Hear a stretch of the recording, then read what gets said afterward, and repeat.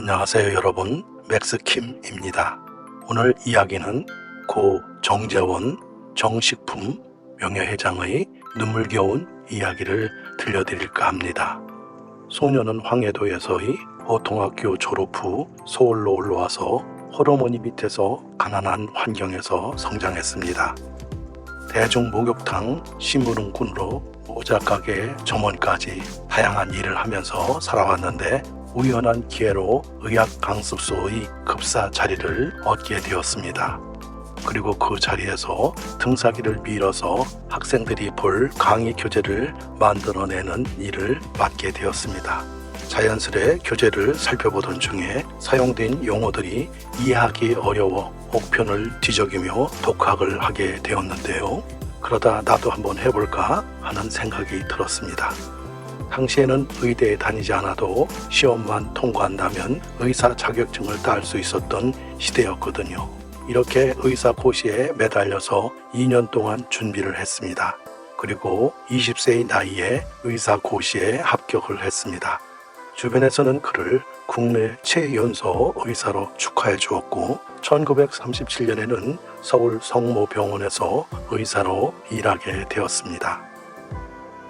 병원 생활은 평탄했지만 수십 년이 지난 후 그의 삶을 3번이나 바꾸는 사건이 발생했습니다. 이 사건은 뼈가 앙상하고 배만 볼록 솟아오른 갓난아기 환자가 병원에 도착한 것으로 시작되었습니다. 아이 어머니는 평안북도 신우지에서 아이를 얻고 꼬박 하루를 걸려왔다고 했습니다. 어렵게 얻은 아들을 안고 제발 살려달라고 애원을 했죠. 하지만 차트를 보니 병명이 소화불량이었고 아이는 끝내 세상을 떠났습니다. 그의 의사 동료들마저도 아이를 살릴 길을 찾지 못했습니다. 이후에도 복부 팽만으로 병원을 찾은 많은 신생아들이 설사만 하다가 무기력하게 죽어갔습니다. 이런 상황에서 그가 의사로서 겪은 자책과 의문은 사그라들지 않았습니다. 그는 자신에게 매여있는 원인 모를 병으로 죽어가는 아이들을 고치겠다는 다짐을 하며 무거운 마음을 안고 있었습니다. 그래, 이제는 유학을 가보자. 당시 43세였던 그는 의사 초년병 시절에 마주한 소화불량으로 고통받는 신생아들을 구제하기 위한 방법을 찾기 위해 의학 선진국으로 떠나기로 결심을 했습니다. 이러한 선택은 그에게 있어서 가장 중대한 기로에 서 있는 시기였다고 그는 회상했습니다. 주변 사람들은 이 결정에 반대했습니다. 그에게는 아내와 6명의 자녀가 있었고 안정된 의사로서의 삶도 이미 보장되어 있었습니다. 그러나 자신이 사명감을 따라 아이들을 구해내는 일을 포기할 수는 없었습니다. 영국 런던대에 공부하러 갔지만 원하는 해답을 찾지 못했습니다. 곧바로 미국 샌프란시스코의 UC 메디컬 센터로 이동하여 비슷한 증상을 가진 환자들을 조사했습니다. 그의 진지한 연구는 1964년 도서관에서 소아과 교재를 훑다가 무릎을 쳤을 때 큰 전환점을 맞이했습니다. 바로 유당불내증에 대한 내용이었습니다. 이것은 20년간 계속되었던 그의 의문에 대한 단서였습니다. 유당불내증은 우유나 모유의 유당을 소화하는 효소가 부족한 사람들에게 나타나는 증상이었습니다. 이 증상을 가진 아이들은 모유나 우유를 소화하지 못해 영양실조로 인해 죽게 되었습니다. 이를 해결하기 위해 그는 우유 대용식을 개발하기로 결심했습니다. 어린 시절 어머니가 만들어주던 콩국을 떠올리며 한국으로 돌아와서 이를 실현하고자 했습니다. 그 후 서울 명동에서 정소학과를 운영하며 아내와 함께 우유 대용식을 개발하는 데 힘을 썼습니다. 아내가 콩을 맷돌로 갈아 콩국을 만들면 그는 콩국의 영양 성분이 충분한지를 분석했습니다. 이를 위해 병원 지하에 실험용 힌지를 쓰고 콩국을 먹인 쥐에게 유당불내증이 발생하는지를 확인하기 위한 실험을 진행했습니다. 주변 사람들은 이런 행동에 대해 정소학과 원장이 미국에서 돌아왔다더니 이상해졌다고 수군대기도 했습니다. 그러나 이러한 실험은 단순한 호기심이나 변화에 대한 일시적인 반응이 아니었습니다. 오히려 그는 이를 통해 유당불내증을 예방하는 새로운 방법을 찾기 위한 열정적인 노력을 기울였습니다. 그는 이렇게 3년가량의 연구 끝에 두유를 개발해냈습니다. 이것을 설사병에 걸린 신생아들에게 제공했습니다. 병상에 누워있던 아이들은 눈을 뜨면서 활력을 되찾았습니다. 콩에는 필수 영양소인 단백질이 40%, 탄수화물이 35%, 지방이 20% 함유되어 있지만 유당은 들어있지 않았습니다. 그 순간은 그에게 인생에서 가장 큰 기쁨이었습니다. 설사병을 앓는 아이들이 부모들 사이에서는 정소아과가 해결책을 제공한다는 소문이 퍼졌습니다. 전국 각지에서 그를 찾아오기 시작했습니다. 그러나 이에 따른 새로운 문제가 발생했습니다.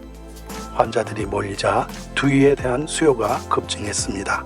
결국 정재원은 1973년에 정식품이라는 회사를 설립하여 두유 대량 생산에 나섰습니다. 콩국이 식물성 우유임을 감안하여 식물과 우유의 명분명을 합쳐 배지밀이라는 이름을 선택했습니다. 당시 56세였던 그는 다시 한번 도전의 길에 나섰습니다. 개인 병원을 운영하는 것과 기업을 이끄는 것은 전혀 다른 일이었습니다. 그러나 신생아들을 살리기 위해 창업이라는 길밖에 없었습니다.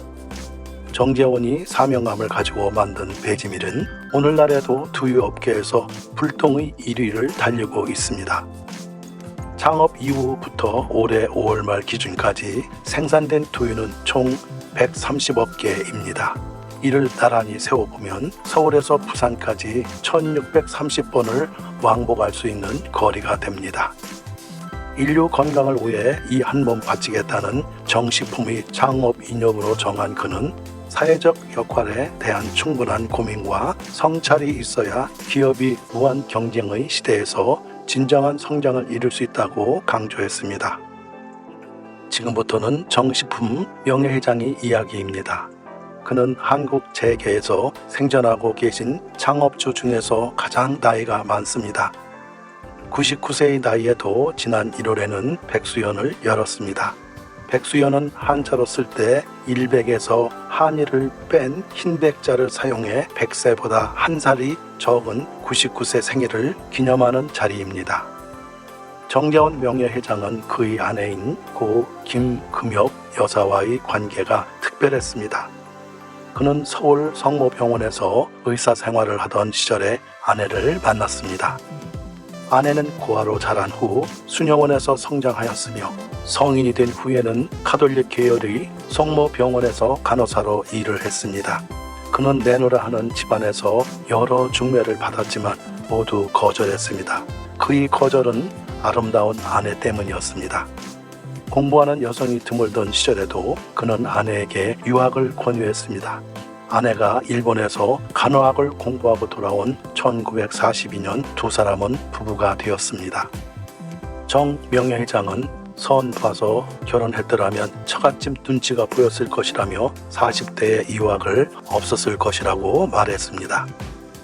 그의 아내는 함께 두유를 개발하며 정식품 각자 대표로서 사업에서도 힘차게 지원을 해주었습니다. 그러나 2004년 그녀는 81세의 나이로 세상을 떠났습니다. 정 명예회장은 아내의 장례식장에서 턱시도를 차려입고 조문객을 맞이했습니다. 그의 턱시도는 황해도 고향에서 올린 결혼식 때 입었던 예복이었습니다. 부부는 반세기가 넘도록 결혼의 징표로 남아있던 턱시도와 면사포를 소중히 간직하고 있었습니다. 턱시도를 입은 정 회장은 아내의 관 속에 흰색 면사포를 넣어주었습니다. 백발이 노신사는 아내에게 예를 다해 이렇게 작별 인사를 했습니다. 감동적인 이야기는 우리 영혼을 녹이고 우리 마음을 따뜻하게 만들어줍니다. 함께 공유하고 이웃들도 영상을 볼 수 있도록 전달하는 좋은 아이디어입니다. 함께 보고 나누며 우리 연대를 강화하는 것이 중요합니다. 함께 감동을 나누며 서로를 위로하고 격려하는 것은 소중한 일입니다. 이웃들과 함께 감동의 실화를 보시면서 서로에게 좋은 영향을 줄 수 있습니다. 함께 이 영상을 또 보도록 부탁드립니다. 존경하는 시청자 여러분, 저는 이 영상의 제작자 맥스킴입니다. 고급스러우면서도 명품적인 콘텐츠를 전달하기 위해 항상 최선을 다하고 있습니다.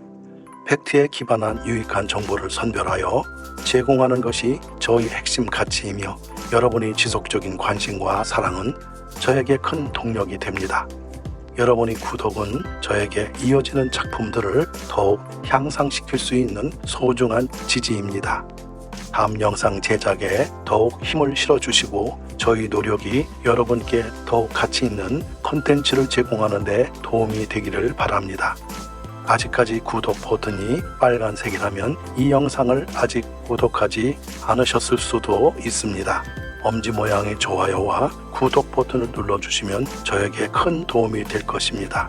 부탁드립니다. 그리고 감사합니다.